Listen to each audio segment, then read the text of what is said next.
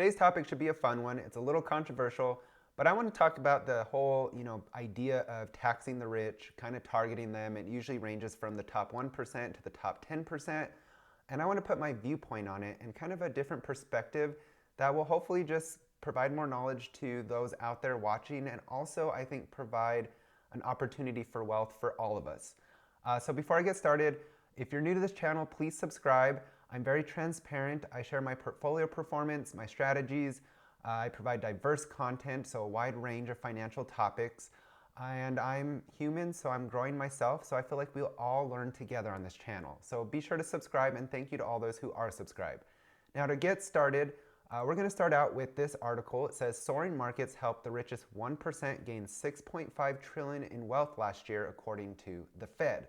Now, I'm not going to bore you by kind of going and picking at this article, but I will say that the majority of this article is saying how the wealthiest 1% have reached record highs in their wealth, in their ownership of the stock market, and things of that kind of sort.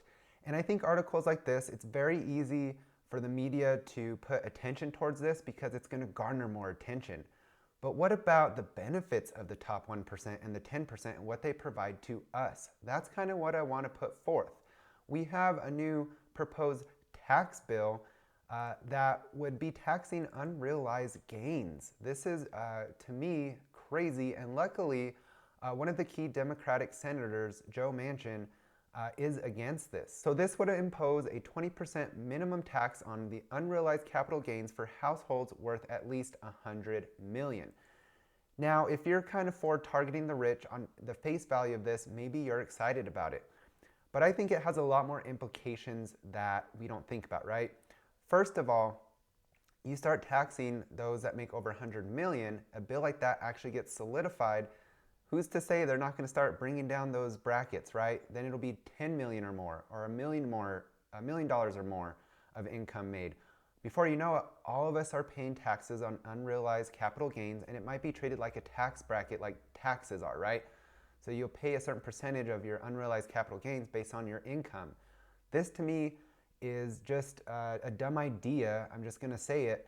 It's something that, if we look into it, Joe Manchin did state that, hey, this is basically, taxing things that you don't have. And you can't be taxed on that. You can't be taxed on things you don't have. You might have it on paper, but there are better ways, to make people pay their fair share.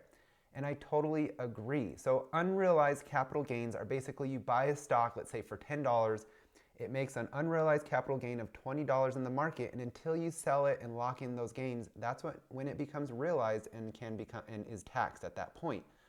But why should we be taxed on something that at the end of the year we made 20% on, but like we saw in 2020, the valuations can drop 50%, and we already paid tax on those 20% gains last year. I think it's just a crazy idea and something that would be abused if it were to get passed. We also have targets on the rich. We have this whole movement called Eat the Rich, where they want to get rid of all the billionaires in the world, and I'm sure it goes down to 100 millionaires and maybe even millionaires. And these people, complain about the wealth inequality, and so I decided to watch some interviews on these people and their perspective, right? And I noticed something very similar. I'm not going to put, pictures of these individuals just because I don't want to do that. I don't want to, kind of single them out. But I noticed that in a lot of these interviews, these people that are for Eat the Rich and against the wealthy, in their interviews are holding Apple iPhones. They're wearing Apple EarPods. They're holding Starbucks coffee cups. And they spent like $5 on that at least. So it's kind of comedic to me that they're putting down the very people that created the products that they're using. And, I think that there is definitely inequality in the world, and we need to try to combat that. But I don't think targeting the rich and taxing them to death, or trying to get so much of their profits down to where they're not billionaires anymore, maybe just millionaires. I don't think that's the right thing to do.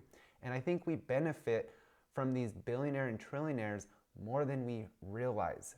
And so, I kind of want to go over that. Politicians that are for this, I don't know how they've benefited my life, but I do know how some of these entrepreneurs have, these trillionaires and billionaires. So we take Jeff Bezos, for example, the founder of Amazon.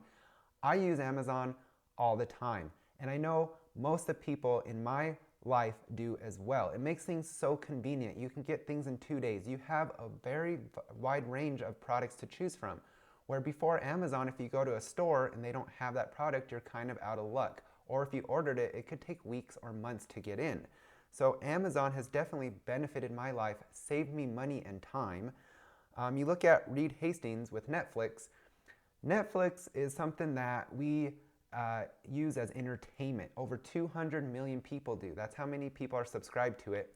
And it provides endless, countless hours of entertainment. So we've benefited from that. Steve Jobs with the iPhone. And from there, it grew to Apple Watches, EarPods, so on and so forth. But the iPhone, to me, is one of the greatest benefits to society because it's allowed us to have so many different things conveniently at the tips of our fingers, and we can transfer money within seconds. You know, that saves us time and money as well, right? Because writing checks, stamps, all that stuff, now we can do all that just right instantly. There's a lot of things with the iPhone that makes things convenient, as well as other smartphones. Mark Zuckerberg with Facebook. It's nice to stay in touch with people that, you know, are out of state, out of country. I value it because I get to see my niece and nephew, their videos of their soccer games, their pictures of their first day of school, things like that. So it's benefited me as well, and I get to keep in touch with people in a way I wouldn't have been able to before Facebook. Larry Page and Sergey Brin, if I pronounce that second one right, with Google.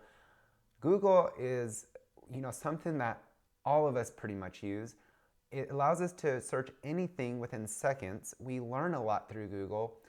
They also have YouTube. How many times do we go to YouTube to help fix something or find out the fix for something? I know my dad often will say, I didn't know how to do this, but I YouTubed it and I was able to figure it out.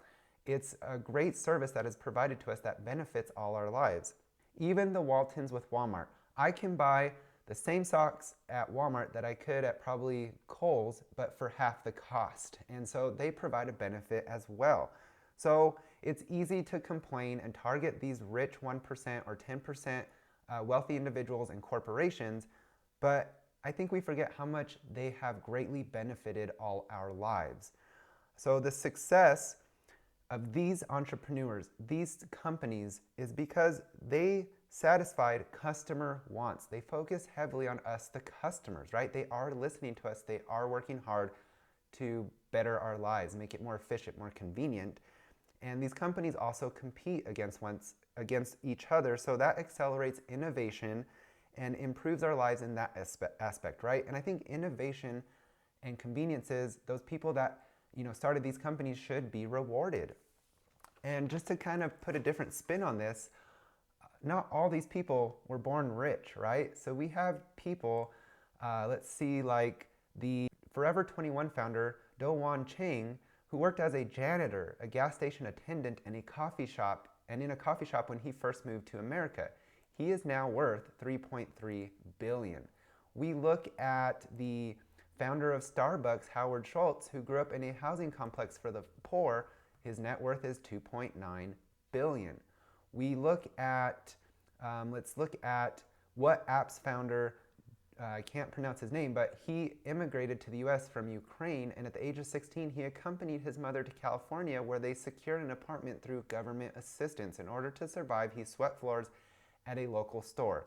And yes, even Jeff Bezos, whose picture was on that article, he was, his mom was a 16-year-old, teenager, and his dad was a deadbeat.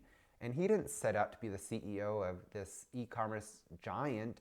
But I think what we can say about all these people is due to their lifestyles, they were driven, they were empowered to make change and help other people as well. And that's what they've done. And I think people forget that. They forget that they're humans too, just as we are. And if you're watching this channel, it's probably because you invest in the stock market. And I bet you invest in quality companies that are profitable, that increase their earnings, their revenue, that they innovate, that they have great future prospects. And that's because you want to grow your money as well. And we can imagine that if we tax heavily these corporations, these individuals, that's going to be less incentive for them and provide them less money to be able to do the things that we've benefited from so greatly. And, it in the end makes us less money because we're investing in their companies. And so therefore, I think our economy slows, our society, then the innovation slows down in our society if we heavily target these individuals. And that's just my opinion. So instead of complain, I feel you can choose to look at Microsoft, for example. They are a huge corporation, have huge cash flows. I can sit here and complain about them making all that money, or I can choose to invest in their company and be part owner of their company and have them share their profits with me, right? And I think people just don't think of it that way. But you can either choose to spend large amounts of money on iPhones, on expensive clothing, or use services like Amazon and complain about the wealth of that company or those entrepreneurs that found these companies. Or you can be like, wait a second, maybe I can invest in these companies as well and become part owner of these companies, and they will have to share their earnings with me. What a concept, what an idea. And so we enjoy these things because of these hardworking entrepreneurs that took a risk, that chose to innovate and strive to make something better for us all. And these billionaires and millionaires, yes, they're reaching record wealth because, to me, that's a good sign with our economy, right? Their businesses are growing. They're taking that extra cash, they're reinvesting it, they're investing in innovation, in research and development, and that is what we want. That's why we have the things we have today, in my opinion, and why we all benefit. So I think that this wealth inequality, a great way to close that gap is by investing and by actually being a part of those things we love so much in a different way. Instead of spending that money and giving it to those companies, why not invest in them and then they start returning it to us? That is called having your money work hard for you instead of you working hard for your money. So I think these people that are targeting these top 1% are forgetting the benefits that we have gained from them. And the stock market is a great way to gain wealth long term. It's always proven that way, especially if you do it in a very smart and researched way where you're in diverse quality companies, or maybe in an ETF, a broad S&P 500 index. It would be inequality if they said only households with 100 million net worth or more can invest in the stock market, nobody else. But guess what? Everybody can. You and I can invest in that stock market. We can buy part of Amazon, of Apple, of Microsoft, and then get rewarded for that, right? So I think it's a lot of entitlement out there where they see these people who have had a great success, have worked hard, and they want that, right? But it's like you have to go and you have to do it yourself. But one of the best ways to do that, in my opinion, is to invest in these companies. And that's one way to become wealthy yourself. That's one way to decrease the wealth gap, the inequality. And I don't think that's what people are thinking about. And they're thinking about it all wrong. They're thinking about, putting these limits on these entrepreneurs, on these companies that are innovating, instead of, okay, let me think of this in a different way. Let me invest in these companies, and then they're going to have to be forced to share those profits with me. And so that's, I think, just a different view that I wanted to put out there. And I'd love to hear your opinion on this. You don't have to agree with me. You can disagree. But, I think it's good to start a conversation on this.